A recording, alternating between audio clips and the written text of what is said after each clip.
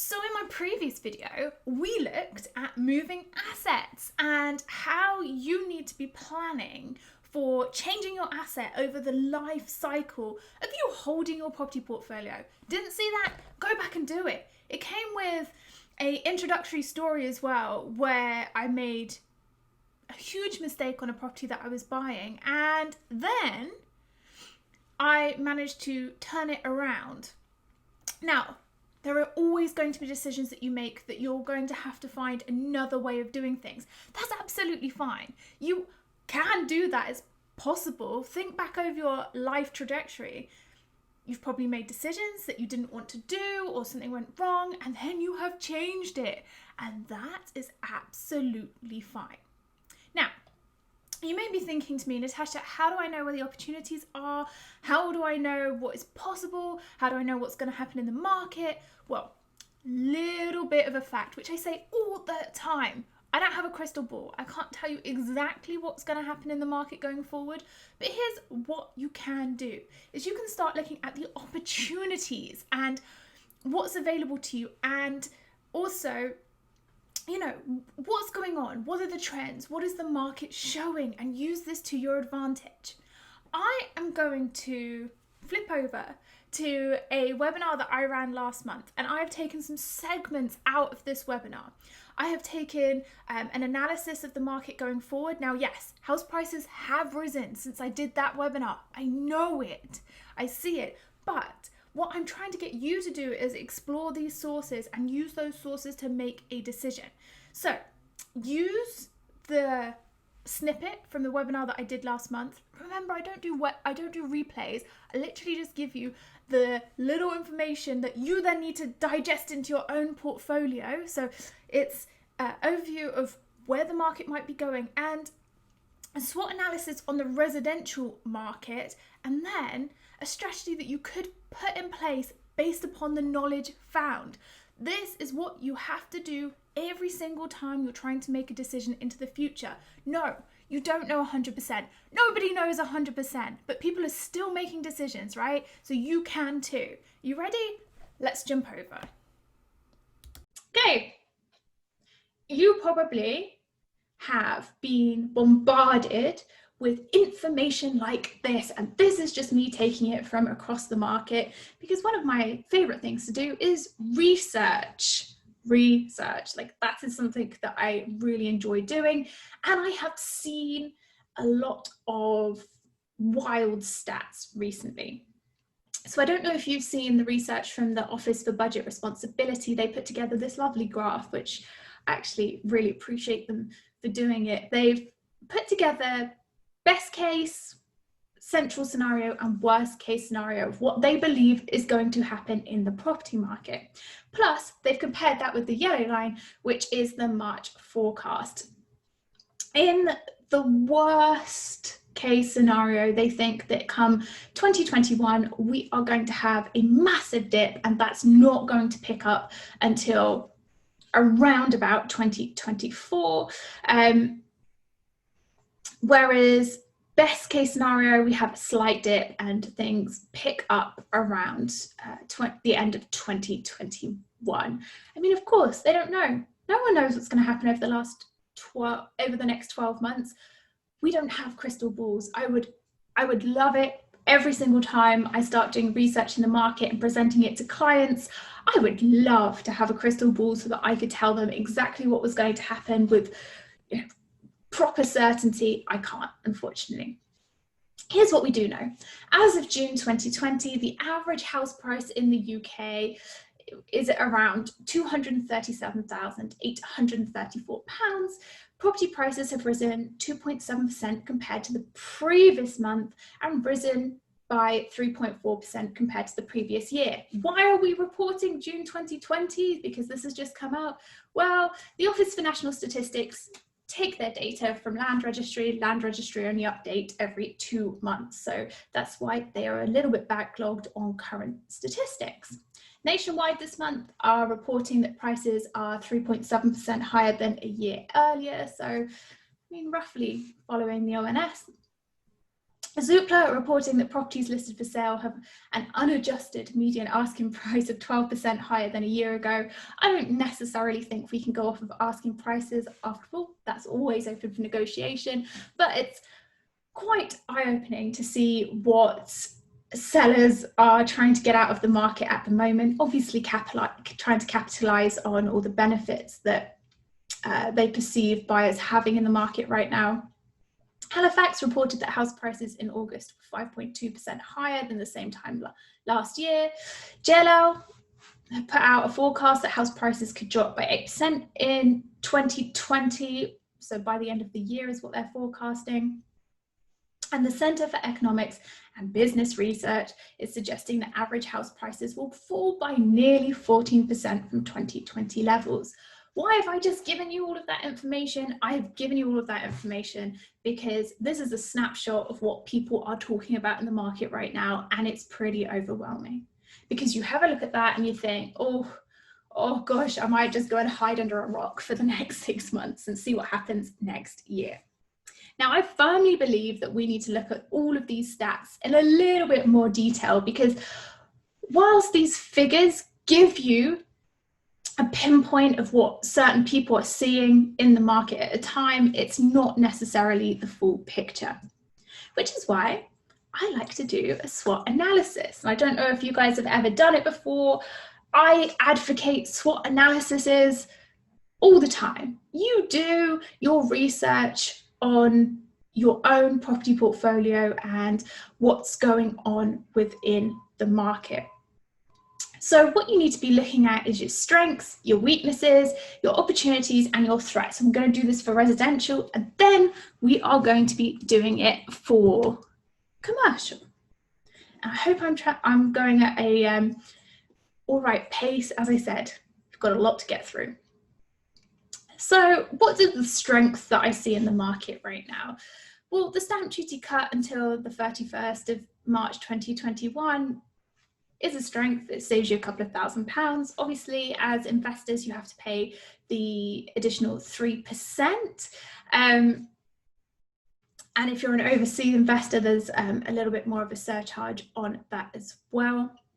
Seemingly lower interest rates in the market is something that's a huge bonus, especially for property investors who've got larger deposits.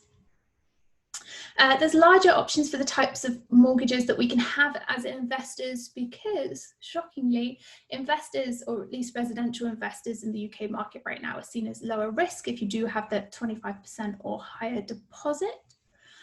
And there's options for potential increased cash out or remortgage if prices have gone up, because obviously if the market has increased, then the value of your own properties has increased. So there might be a chance to take more money out of your property if you're remortgaging right now. However, there's also the weaknesses in the market. There's huge uncertainty about what's going to happen over the next 12 to 18 months. Lenders are being more stringent in their risk checks, which might mean that you're not able to take more money out of a deal even if you want to. There's a lot of report of this being a down valuation. That's not necessarily correct. A down valuation isn't correct. A valuation that a lender's doing is just a snapshot of what the value is at a place and time in the market on the day that they do their valuation. And average figures are on a national basis, so they don't give us a true picture of what's going on in the local market. So you have to be very wary of what's being reported and ask, actually, is this true for where I am right now?